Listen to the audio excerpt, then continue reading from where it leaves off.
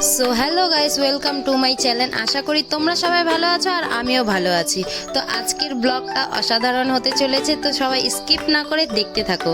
আর এখানে আমাদেরকে এতজনকে দেখতে পাচ্ছ, এরা হচ্ছে আসলে আমার বোন আর একজন পিসিয়ে। তো অনেক দিন পরে আমার বোনরা আমাদের বাড়িতে বেড়াতে এসেছে, তো তাই ওদেরকে নিয়ে একটু আমাদের বাড়ির পাশে পাহাড়টায় ঘুরতে যাচ্ছি। একটা মন্দির বানানো হয়েছে, সেই মন্দিরটাতেই ওদেরকে দেখানোর জন্য নিয়ে যাচ্ছি। তো এখান থেকে দেখো দেখাই যাচ্ছে মন্দিরটা একটু। আগে তো এরকম ছিল না, বাট এখন দেখো কত সুন্দর হচ্ছে দিন দিন। আর আমাদেরকে ওই মন্দিরটাতে যেতে হলে এই প্রথমে বাঁশের পুলটা দিয়ে পার হতে হবে।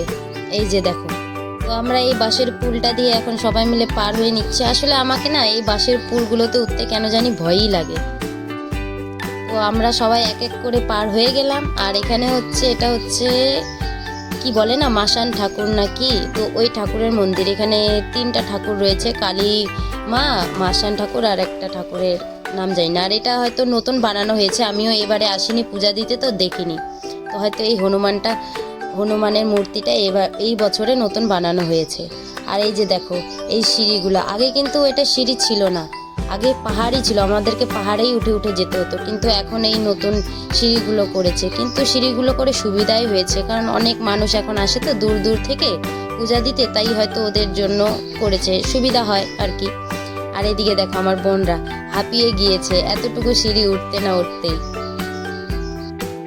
তো ওরা হাঁপিয়ে হাঁপিয়ে উঠছে জন্য আমাদেরকেও এই সিঁড়িগুলো একটু উঠতে লেট হলো, আমরাও একটু দাঁড়িয়ে দাঁড়িয়ে এদের জন্য উঠছিলাম। আর এখান থেকে জাস্ট এদিককার ভিউটা দেখো নিচের, এত সুন্দর লাগে, এত সুন্দর লাগে। আরও তো উপরে উঠে তোমাদেরকে ভিউটা দেখাবো, তো ভিডিওটা স্কিপ না করে দেখতে থাকো, এত সুন্দর লাগে কি বলবো। আর তোমরাও যদি এখানে আসতে চাও তাহলে আমাকে কমেন্টে জানিও, আমি এটার অ্যাড্রেসটা তোমাদেরকে দিয়ে দিব। আর এখানকার দেখো উপরের ভিউটা, এটা হচ্ছে পুরোটাই জঙ্গল। এটা হচ্ছে এই ফরেস্টটার নাম হচ্ছে টুকরিয়া ফরেস্ট। তো তোমরাও যদি আসতে চাও তো আমাকে একটু কমেন্টে জানিও। আর এখানে দেখো মন্দিরটার উপর থেকে ভিউটা জাস্ট ওয়াও ওয়াও, এত সুন্দর। আর এখানে এসে যদি তুমি 2-3 ঘন্টা বসেও থাকো, সময় কিভাবে চলে যাবে তোমরা বুঝতেই পারবে না, এত শান্তিপূর্বক জায়গা একটা। আর এদিক থেকে আমি বলছিলাম যে দেখো এদিক থেকে দেখা যাচ্ছে ওই যে নেপালের পুল, নেপালের নদী, ওটা আর কি বর্ডার, ওই নদীটা পার হলেই আমরা পৌঁছে যাব নেপালে। আর এদিকে আমার বোন কি বলছিল মনে নেই, তো আমি ওদেরকে বেশি দূরে আর নিয়ে গেলাম না, কারণ আমরা প্রায় সন্ধ্যার দিকে গেছিলাম, তো তাই আমি ওদেরকে আর ভিতরে না নিয়ে গিয়ে ওদেরকে বাড়িই নিয়ে যাচ্ছি, বললাম চল বাড়ি যাই তাহলে।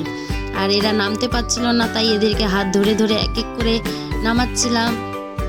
আর এই যে দেখো ওদেরকে নামাতে গিয়ে আমার সাথেই একটা কেস হয়ে গিয়েছিল, ওদেরকে নামাতে গিয়ে আমারই জুতা খুলে গিয়েছিল, আমি তো ভেবেছিলাম যে আমি পিছলে পড়ে যাব।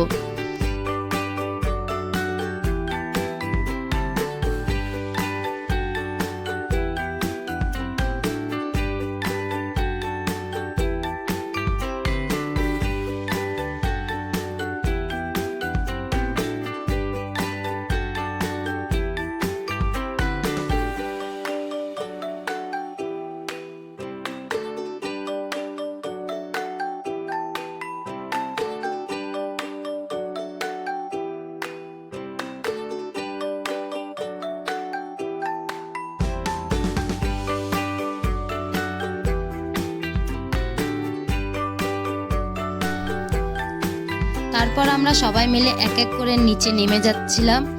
আর আমার বোন বলল যে দিদি আমাকে এখান থেকে 2-3টা ফটো উঠায় দাও, তো আমি ওকে 2-3টা ওর ফটো উঠায় দিলাম। ফটো উঠায় দেওয়ার পরে আমরা আবারও নিচে এক এক করে চলে যাচ্ছিলাম। আর এইদিকে দেখো আমার বোন নিচে প্রায় কতটা চলে গিয়েছে। তো আমরা এবারে ভাবলাম যে যেদিক দিয়ে এসেছি সেদিক দিয়ে আর যাব না, তো আমরা এই ওভারব্রিজটা হয়ে ঘুরে যাব। তো এই আমরা ওভারব্রিজটা দিয়েই একটু যাচ্ছিলাম। আর এই দিকের ভিউটা দেখো, জাস্ট ওভারব্রিজটা থেকে পাহাড়টা আর চা পাতা বাগানটা কতই সুন্দর লাগছে। আর আমরা দার্জিলিং ডিস্ট্রিক্টে থাকি, তাই আমাদের এদিকে সব দিকেই শুধু পাহাড় আর চা পাতা বাগানই দেখতে পারবে তোমরা। তো এদিকে আমরা প্রায় বাড়িও পৌঁছে গিয়েছি। তো আমার ভিডিওটা ভালো লেগে থাকলে like, comment, share and subscribe. Thank you for watching, bye by.